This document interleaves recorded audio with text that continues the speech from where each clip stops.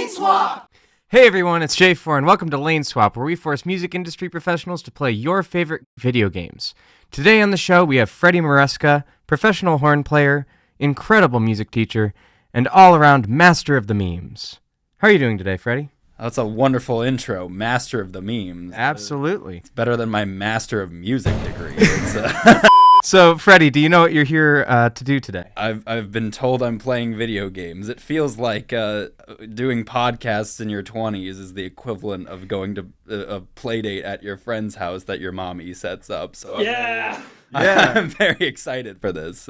Well, we are going to be interviewing you, but your challenge is to play a video game that we have selected for you while you are being interviewed. Would you like to know what game we chose for you today? I mean, yeah, I had a guess, but my guess was incorrect. Mr. President! Have you ever heard of that game? No. Mr. President is a game that highlights the dangers of being the world's derpiest bodyguard. Also memes. Lots of memes. Did you turn it on? It's on the wrong input, Ian. Oh no! Oh no! Oh my god!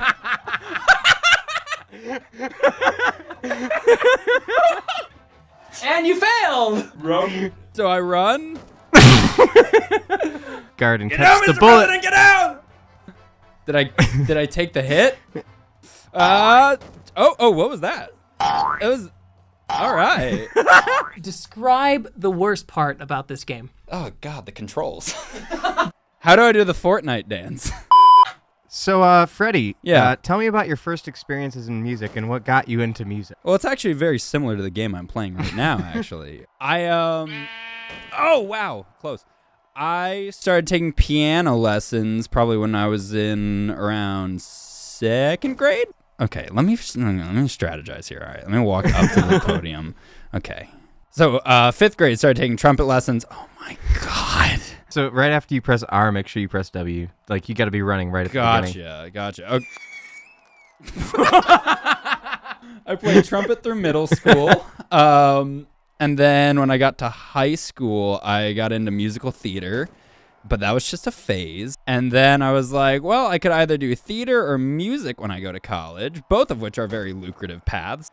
And I pursued music ed, which actually wound up getting me a job right out of graduation. So where do you, what job did you land and where do you currently work? So I was the interim music teacher at an elementary school in Brentwood, Tennessee, during the COVID era, the before time, if you will.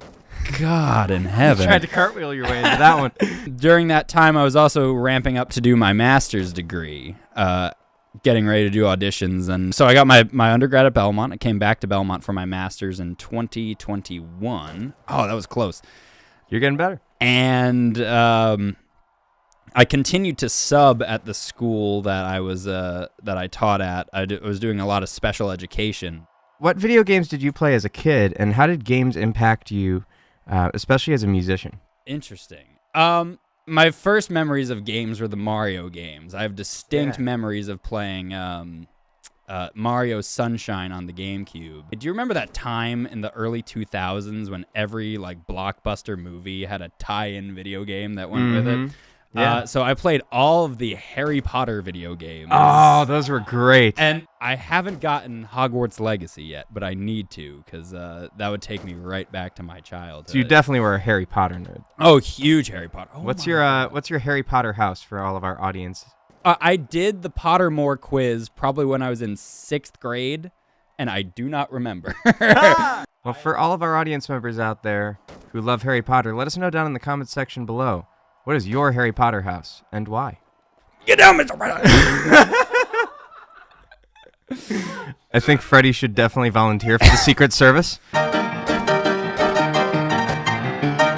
So you recently graduated Belmont with your master's. I did. Tell me about that and your time at Belmont and how that defined you as a musician and as a person. Did I? Yes!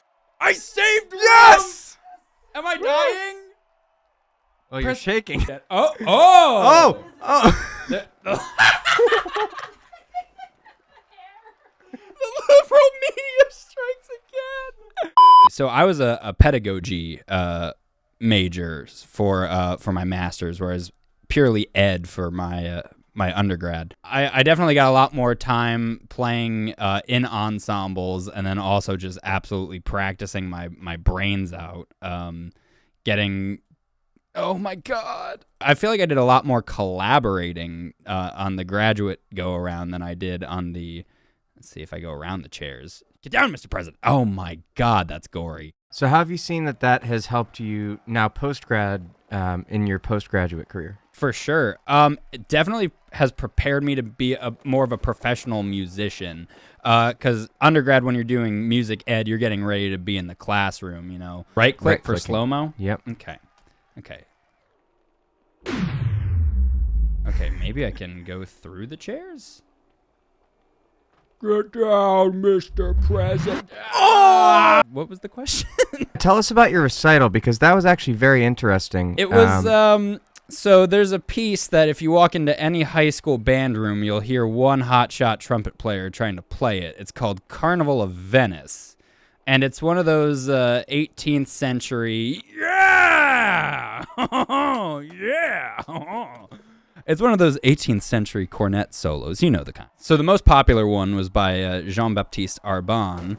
He was sort of the first guy to popularize the cornet and bring the cornet to the Paris Conservatory and treat it as a legitimate instrument. Oh, what am I? Okay. This is the work of socialist money stealers. He had this arrangement of a theme and variations on the tune Carnival of Venice. And the Carnival of Venice then became one of Arbonne's and just the entire trumpet community's most popular and virtuosic solos, so much so that every cornet virtuoso after the fact wanted to do their own arrangement of the piece.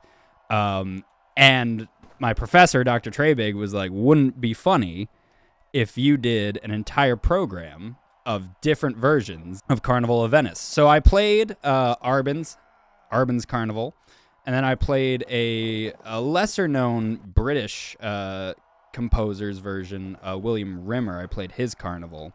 And then I played a member of the Sousa band, Herman Bellstedt's Carnival of Venice. So when you see that program and all the titles are just, yeah, bullet strikes innocent pile of money. So it was a very interesting program to see on paper when it's all just Carnival of Venice, and the Carnival of Venice. Yeah. I played the same song about 12 times with increasing difficulty. You mentioned how every brass player that you meet at a high school or something like that will go and attempt to play this piece. Yeah. So what you're essentially telling kids is classical music can be cool. And classical music is still cool. That is exactly what I'm saying there, J4. What type of messaging are you telling these students to make classical music cool again? You go to any elementary school, you're going to hear the same classical pieces. And then I'll try to come in and be like, well, kids, we're going to hear the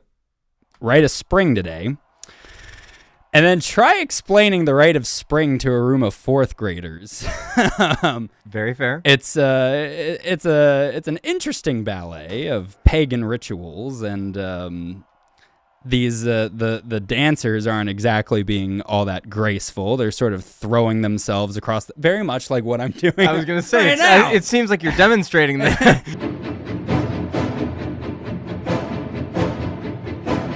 I just try to pick music that I can somewhat come up with a story for them to listen to. I might prompt you with what I think the story might be, but I want you to figure out, your own version of this story. So I picked just odd solo instrument rep that kids would never hear otherwise, and I like having kids listen to it, and then what they'll say, it's very profound. A lot of talk about death from children. Oh, you made it to the next. Oh, it's a bomb. They're bombs. So tell me about your work with the Lakes Brass Quintet. Oh, yeah, baby. Me and a couple other brothers of the fraternity, Phi Mu Alpha, of which you and I are, that's how we met, and Ian. Almost 2 years ago, we were all living in the same apartment complex, the Lakes Bellevue. And it's very rare that you have an entire brass quintet's worth of musicians just hanging out in the same spot. And then we decided, well, you know what, guys? we might be able to do something here. And we put together a little Christmas program. Maybe if I hit the bomb. Okay, I got to fall in the... Oh, no! Rump lives! We're sort of trying to find that line of like, we have a lot of classical music we want to play, but also we want to get some work done. And we've started to find our niche playing these Dixieland or just jazz standard arrangements and polka music, of all things. Bavarian Beer House at Opry Mills, and we've played private Mardi Gras parties, and we've done more classical stuff too. We do a lot of church gigs, but at the end of the day, it's just, the five of us having fun like we would do anyway. So you guys work a lot with meme music. We do. We do some more silly stuff for, the TikTok. How long have you been cultivating your persona, Maresca, the master of memes? The master of memes. I wouldn't say it's necessarily a persona so much as it is just a love for all things cheeky and silly, if you will. Where is he? Oh, he died already. See to crouch. So what is your favorite meme of all time, Freddy? Oh, God. You know those bumper stickers that are like specifically made for like biker gangs and stuff? They're like Grim Reapers. Over top of this Grim Reaper in the goofiest of fonts, it says, "Born to forced to wipe." I was doing a Snapchat from one of my favorite venues, the bathroom, and I was sitting there doing my business, and I record myself, and I go, "Born to forced to wipe." But if you want to know about my favorite classical music memes, how do you think memes and music connect? Memes in context of music history and music and classical music, it's all based on whatever canon you're studying, and I think there's no better example of classical music memes than PDQ Bach. PDQ Bach is the 21st of J.S. Bach's 20 children. I'll say again, the 21st of his 20 children. He was born in 1807 and died in 1740 something. I'll say again, born in the 1800s and died in and he wrote quite a few great pieces, such as Fanfare for the Common Cold, Pervertimento for bicycle, balloons, and bagpipes, and the Erotica Variations. It's actually a composer named Peter Shickley who's still alive and went to Juilliard. And he wrote just a bunch of really goofy pieces. This character he created is so popular, you can find a copy of his fake autobiography in the Belmont University Library right now. Do you know, since we're talking about music memes, I figured we should discuss the absolute classic.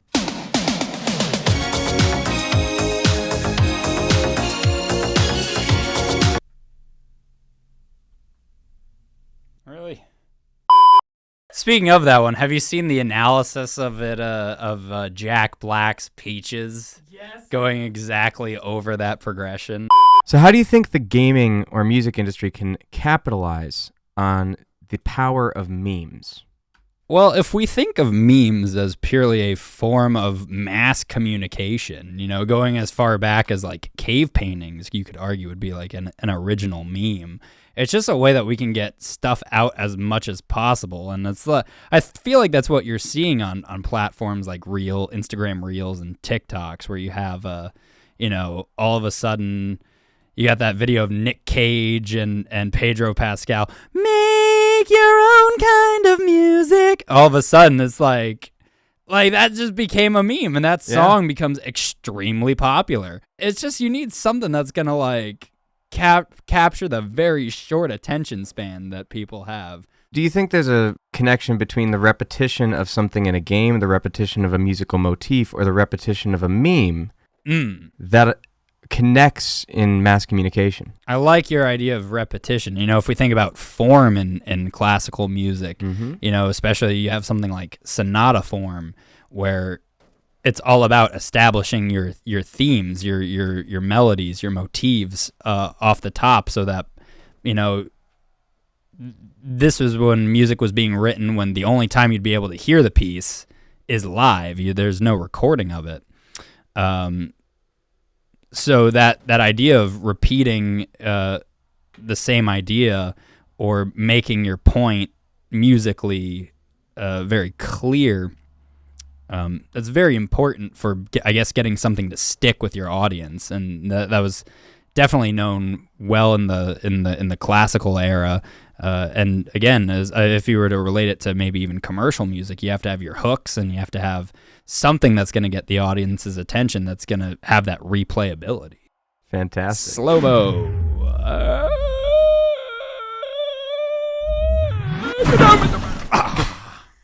What's the one message you really want to get out to the world today? Take care of your bodies if you're musicians. Listen to your body. Because a lot of times we carry a lot of tension that we don't know that we are carrying. And it will come through in your sound if you're an instrumentalist, or if you're a vocalist. It'll definitely come through your voice or through whatever comes at the end of your bell. Take care of your body, because it will destroy you if you don't. Have you ever had to deal with the good TMJ? I've never dealt with TMJ, but I've had singers that I've taught who have dealt with TMJ. Gotcha. And many times, singers and instrumentalists who I've dealt with who've had TMJ just don't know that they have it. Yeah. And so they have natural jaw tension towards what they do, but they don't necessarily recognize it until they come into lessons. And I'm like, okay, you might have this thing. Go see a doctor. Yeah. And then it's at that point where I can't help them. Yeah. If they have mild jaw tension, I assume it's similar in trumpet. Yeah. Then you can adjust that in lesson. Did he make it? Yes! What a place to end. Well, thank you so much, Freddie, for coming on to the show. Make sure to like, comment, subscribe, and hit the notification bell to stay in the fill. And let us know in the comments section down below what your favorite game to ruin a perfectly good interview is. Bye!